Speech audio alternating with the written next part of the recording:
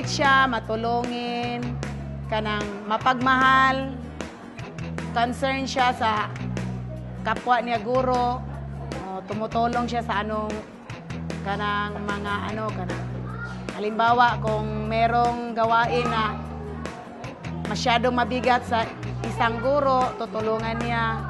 Then para siyang motherly sa kaniyang mga pupils, concerned siya sa mga pupils niya at saka mapagmahal din sa kaniyang mga pupils. I really believe na she really has all the qualities na maging bida as a teacher, as a mother. She's really a model. Inspirasyon siya sa kaniyang mga anak, inspirasyon din siya sa mga taong na ng trahedya. She was very inspiring. Nakikita talaga namin sa kanya na she is very motivated. She was very motivated to stand up again. Wala nang bahay, wala nang gamit, wala talaga. She started back zero. So she stayed in the school for more than a month, like 2 months here.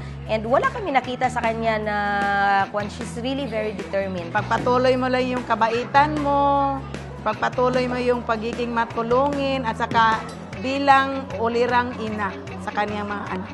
Please stay as what you are today.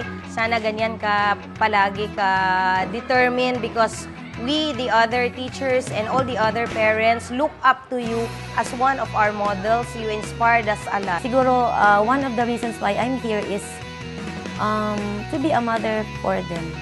So I'm not only a teacher with my students, but I really have to serve as a mother.